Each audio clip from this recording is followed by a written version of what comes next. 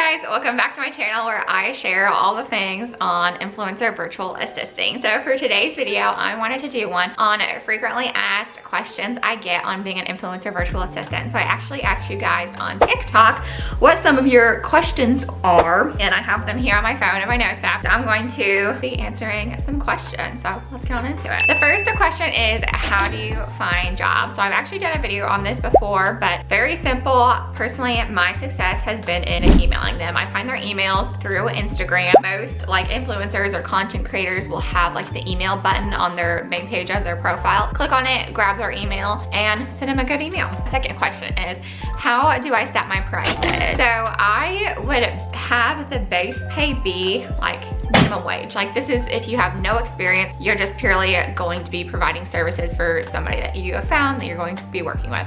So I would say like between like $18 to $20 an hour, $15 to $20 an hour is like base pay, no experience.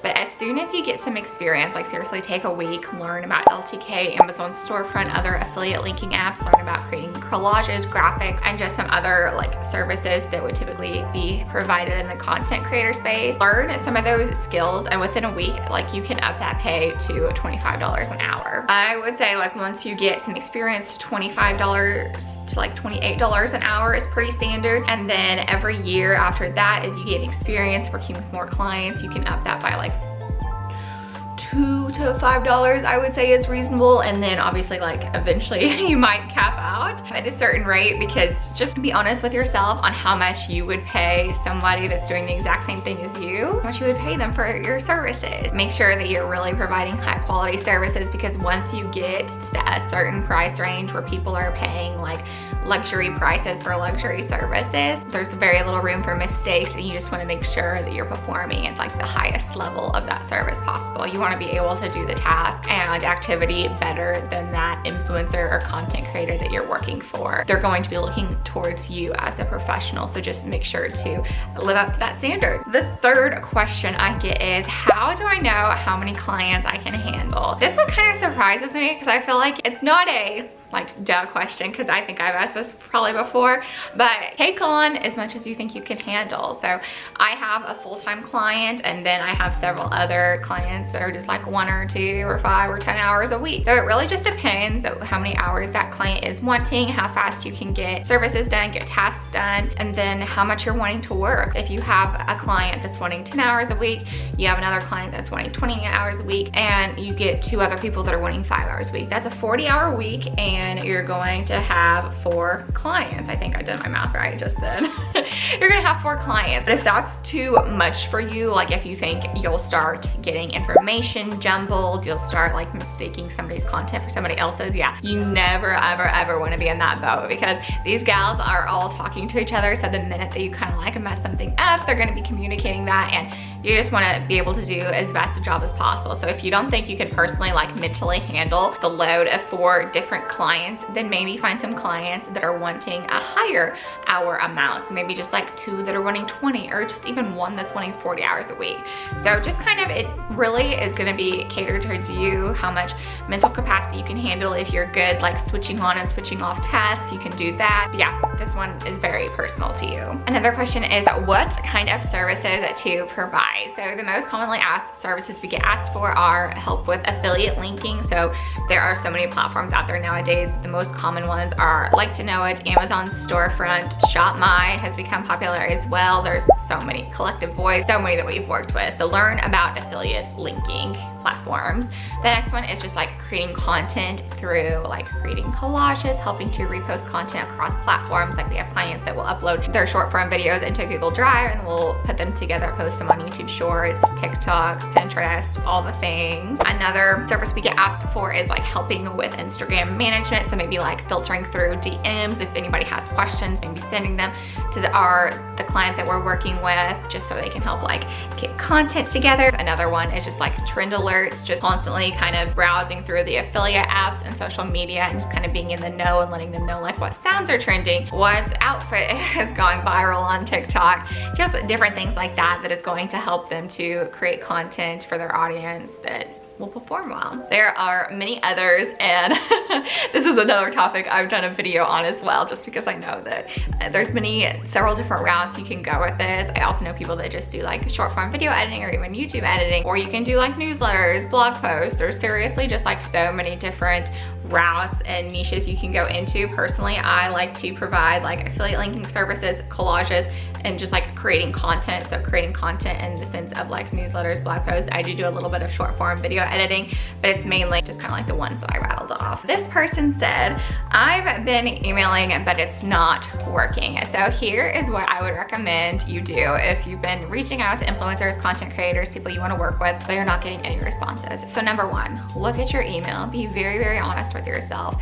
I recommend having a short and sweet subject line. So my go-to, you guys may have heard this before, is seriously just hi exclamation mark. I do this because it is going to get them to open up the email, because if you're sending it to a content creator's, influencer's email account, the one they have listed in their Instagram, that is going to be where they're getting like their partnership emails, where they're going to get like their gifting emails, like companies, brands reaching out to them. So if they see your email in there and it's just a hi exclamation mark, they may think that's a brand deal or something. So they're going to open up the email. And I've talked to like the clients that I've been with, like that hi exclamation mark is truly just such a little attention grabber, because you don't know what that email is. So whenever they open it, you want to be short and sweet and to the point. I think mine is seriously like 2 paragraphs, and then I have a portfolio. I do a brief intro, who I am, what I do, and what I can help them solve their issues. You always want to kind of like say what you can help them do. You don't want to be talking about yourself. And then I attach my portfolio. So this is just a portfolio that I've created in Canva. It just has a picture of myself. This is another point that I like to make.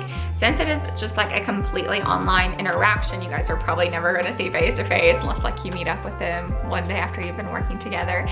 They want to be able to connect with like an actual person. So I recommend attaching a picture of yourself, making it like kind of on the more professional side. If you don't have one, heck, there's like different AI apps where you can like make a professional photo, but just try to make it as professional as possible. Give a little bit of bio about yourself, work experience, and then also attach examples of work or any analytics you have. So examples of work is going to be what the services you are wanting to provide. So if you're wanting to provide YouTube editing, attach links to videos they can go watch to go to the YouTube videos. Or if you're just wanting to do like affiliate linking or creating collages, do some examples of collages you've created or analytics on how affiliate linking can help to boost your business, different things like that. But again, you want it to be short and sweet. Don't make it like a 10-page portfolio, because they're probably not going to look through all of it. I think mine is 3 pages. And after that, I don't attach prices on this slide right away, because I want them to talk to me. I want them to get to know me before they put a price on like how much my services are worth. Because 9 times out of 10, if I get them to talk to me and like I explain how I can really help them, they're going to be a lot more apt to spending a certain dollar amount like for my services. So also, just going back to my email's not working. So look at your email, make sure that it is nice. And even have like your friends, get maybe like a business owner that is local to you, look over it and be like, would you hire me? And if they say no, then just kind of look at it again and just try to make it as best and professional looking as it can possibly be. I know this may be hard or sound hard if you're just trying to get into the industry fresh out of like no experience, but you can do it like honestly, even if you have to kind of like stretch the truth a little bit. So like say you've been on Instagram, like had the app for like 5 years, learn some things about the app and you can turn that into like 5 years experience. This is not lying. I'm not recommending lying on your resume or portfolio, but just I always was the type of person where if I said I could do something, even if I didn't know how to do it, I would figure it out. And I feel like that's definitely the mentality you have to apply to this job. And another thing, look at who you're reaching out to. If you're reaching out to influencers that have 5 or 10 million followers, I'm gonna be honest, I've never worked with somebody in that capacity. I've worked with people who have like 5 million followers across all their platforms, but never somebody who has like 10 million, 5 million celebrity status on Instagram. They probably already have a team in place. I mean, if you want to reach out to them, go for it. But I would also recommend reaching out to creators who are in that like 50,000, 100,000, 150,000, all the way up to 1 million follower range, because most oftentimes people in that 100,000 follower range, $150,000 range, they're looking to hire somebody. Maybe they don't have a team in place yet and they're wanting to branch out. So that is what I would recommend. Just like look who you're reaching out to.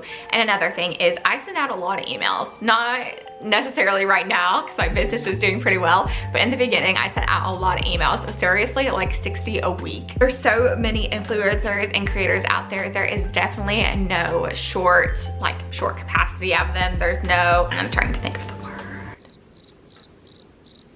There is no lack of creators, lack of influencers in this space. So send as many emails as you possibly can. And if you're not getting any responses, your portfolio looks good, everything looks good, then just send more. Last but not least, another question I get asked is what devices do I need to work with? Do I need to be able to do this job? So what I use mainly is this. I mainly just use my phone for everything. I do Canva a lot, so like I can create graphics pretty easy. If it's like a more detailed graphic, like a YouTube thumbnail or something of that nature, if I'm doing like a large amount of graphics at once, I will use my iPad. I have just a basic, I think this is like maybe the iPad Pro, very basic. I just use this, and you can do, I also do newsletters on my iPad. I will say if I'm doing blog posts, my MacBook is the easiest to do, but if you're just wanting to offer the basic graphic services, affiliate linking services, Instagram services, honestly, the phone is all you really need. And maybe like an iPad eventually if you're able to invest in something like that, just to maybe be able to offer a few more services and get more efficient at creating graphics. But honestly, like your phone, you're good to go. That'll get all the bases covered. Well, that is all for now. Thank you guys so much for watching. If you have any other questions or want me to do another video like this, feel free to comment down below, and I will see you guys in the next one.